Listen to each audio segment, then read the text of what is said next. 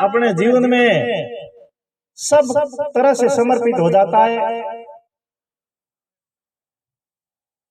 अपने औलाद के लिए किसी भी तरह की कमी नहीं आने के लिए वो समर्पित हो जाता है। एक हाल ही की दिल्ली की घटना है जो आपने सोशल मीडिया पे देखी होगी, अखबारों में देखी होगी। एक रिटायर्ड मेजर जनरल जिसने जीवन भर अपने बेटों के लिए इतना कमाया, इतना धन कमाया कि विदेशों में उनको बंगले ले करके दे दिए रहने के लिए। उसके 3 पुत्र, तीनों की शादियां कर दी और तीनों पुत्र से एक नौकर के भरोसे छोड़ करके जा करके जाओ, मेजर जनरल ने लेकर के दिए थे बंगले। उन बंगलों में जाकर के कोई जापान बस गया, कोई पेरिस बस गया, कोई इंग्लैंड बस गया, विदेशों में जाकर के बस गए तीनों बेटे।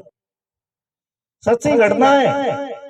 जो पिता जीवन भर समर्पित रहा अपनी औलाद के लिए, जीवन भर धन इकट्ठा करता रहा, उस पिता का अंत देखो आप। ऐसे बेटे तो होने से नहीं होना अच्छा है। अब वो विदेशों में बस गए और वो बूढ़े पिता जिसकी घरवाली यानी उन बेटों की माँ या उस मेजर जनरल की पत्नी वो चल बसी थी, मात्र एक नौकर के भरोसे वो तीनों बेटे उस पिता को करके विदेशों में चले गए। फोन से वार्तालाप होती थी, पिताजी कैसे हैं, आज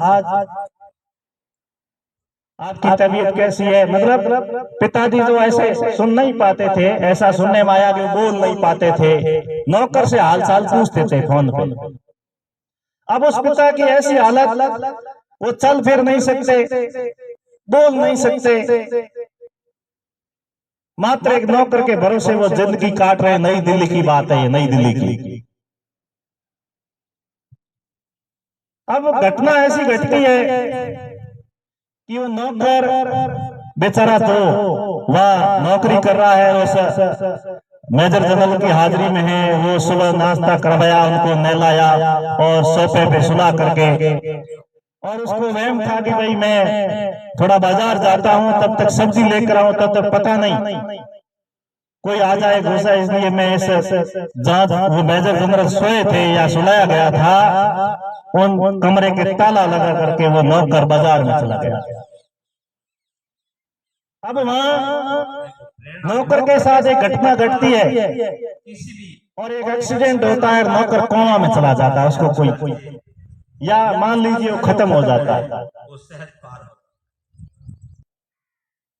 अब आप विचार करिए क्या हुआ होगा उस मेजर जनरल के साथ जिनके तीनों बेटे विदेश में ऐस मौज की जिंदगी जी रहे हैं, वो भी पिता की दी हुई विरासत या उस संपत्ति पे। और नौकर एक्सीडेंट से कोमा में चला गया। अब आसपास किसी को भान भी नहीं, ज्ञान भी नहीं है कि इस कमरे के अंदर मेजर जनरल सोए हुए हैं। विद्यार्थियों 3 महीने बीत गए, 3 महीने। अब वो बेचारा वो बुजुर्ग मेजर जनरल नहीं तो जोर से बोल सकता था, बाकी तो और भी किसी को कह सके, नहीं चल सकता था, बाकी खिड़की खोल के पड़ोसियों को पुकार सके। और उस मेजर जनरल का उस कमरे के अंदर ही देहांत हो गया। जब 3-4 महीने बाद बेटे आए, कोई संपर्क नहीं हुआ, नहीं नौकर से संपर्क, नहीं कोई आस पड़ोस से संपर्क, तो बेटे दौड़े वहां से लोकल इलाज के लिए, दूसरों की नजरों में अच्छा बनने के लिए वहां से दौड़े आए, देखा कमरे के लॉक लगा हुआ, लॉक को तोड़ा, अंदर देखा तो एक कंकाल पड़ा है फिल्म। पता नहीं वो मेजर जनरल कब चले गए, उनकी सांस कब निकली, किसी को पता ही नहीं।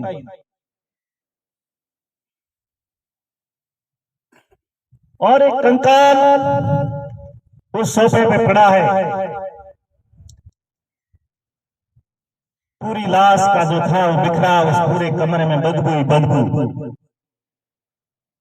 हाथ सिर्फ हड्डियां बसी, बाकी मांस पूरा उस बिस्तर पे, पलंग पे, कमरे में फैल गया। बदबू, पूरी बदबू ही बदबू। आपको पता होना चाहिए मनुष्य की जो लाश होती है ना, अगर 2-2.5 घंटे समय से ज्यादा रह जाए तो पानी की तरह चलनी शुरू हो जाती है, और सबसे गंदी बदबू अगर कोई आती है तो मनुष्य की आती है। तो ऐसी हालत उस मेजर जनरल की हो गई। फिर हमारे समाज में एक विडंबना है, बड़े लोगों को कहे कौन, गरीब के ऊपर सब शेर बन जाते हैं। अब उनको कौन कहे भाई अरे वारे तुम्हारे पिता की ये हालत हो गई और आप वहां पेरिस में जापान में आराम की जिंदगी जी रहे थे। कोई नहीं बोला, क्योंकि एक समाज की विडंबना है। गरीब पे सब शेर हो जाते लेकिन बड़े लोगों के सामने कोई बोल भी नहीं सकता। होता है ना ऐसा, बड़े लोग गलती करे वो सही है, लेकिन गरीब क्यों कर रहा है, छोटा आदमी क्यों गलती कर रहा है? ये एक समाज की विडंबना है। किसी ने उनको उपालब नहीं दिया और नहीं उनको इस बात का अनुभव हुआ, महसूस हुआ कि नहीं चलो ये तो सांसारिक काम था, जाना था, चले गए। उन बेटों के मन में अभी भी यही है। लेकिन क्या आप इस चीज को सही मानते हो?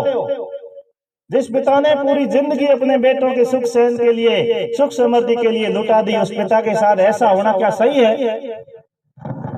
जवाब दो मुझे।